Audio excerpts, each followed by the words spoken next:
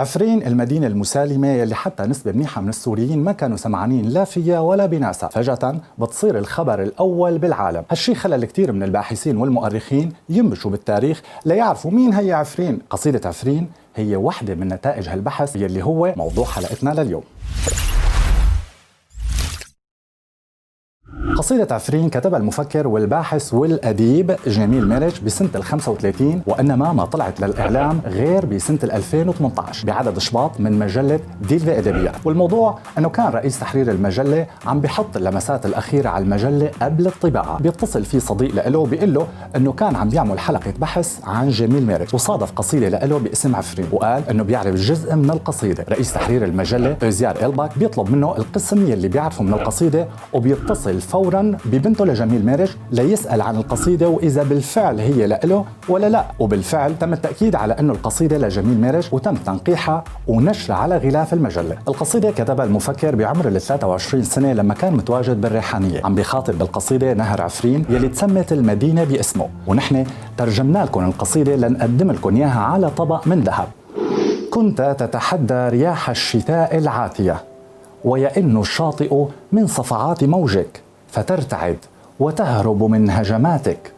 غضبك الجامح كل فينة جر آلاف المنازل بقاطنيها، فإن دمرت اليوم 1000 بيت وجعلت في العمق لهم مقبرة، إن صعدت السماوات وقبلت نجومها وصفعت عجرفة سلطانها الشمس وجبروته، ستأتي الطبيعة إليك يوما تقلدك بمثل قوتك جوهرة لا تقهر. صواعق ستضرب الجوهرة يوما فيتخدر رأسك المتشتت، ومياهك من كانت تتفنن بزخرفة الرمال وتلعب بالشواطئ هادئة خامدة شحيحة خجولة. لا تؤرق نفسك يا عفرين هكذا فتتعب بسرعة، والصيف إبرة للكسل في الوريد فاحترس.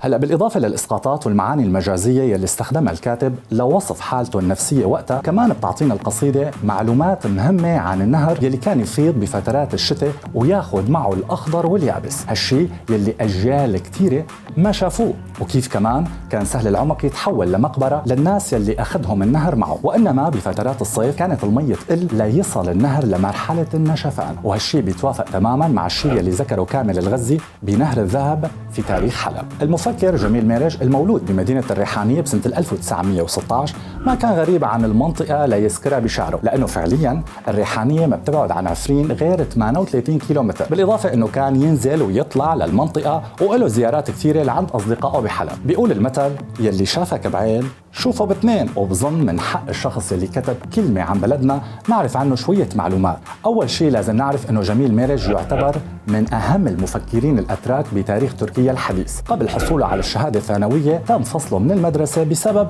كم مقال نشرهم بجريدة محلية انتقد فيهم أداء المدرسين، وهالشيء سهل عليه دراسة اللغة الفرنسية وآدابها بجامعة اسطنبول والتعرف على ناظم حكمت يلي يعتبر من أهم الشخصيات وأكثرهم ثورة على النظام بهداك الوقت. وإنما غلاء المعيشة باسطنبول أجبرته يرجع للريحانية، وبدي هنيك يدرس بوحدة من المدارس الابتدائية بالإضافة لشغله بالترجمة ووظائف تانية، لبين ما تم القبض عليه بنيسان من سنة 39 بتهمة محاولة الإطاحة بحكومة هاتاي بهداك الوقت، وتم الحكم عليه بالإعدام. وإنما قدر يطلع براءة بعد شهرين من الحكم.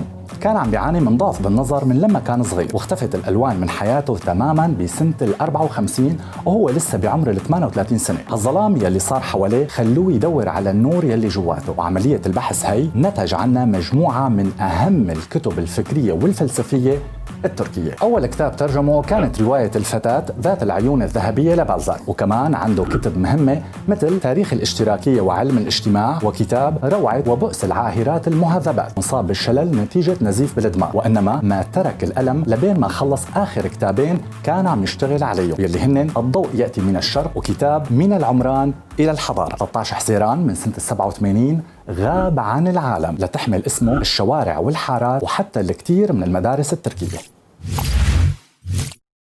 هذا كان خبرنا النوستالجي لليوم، نلقاكم بالحلقة الجاية.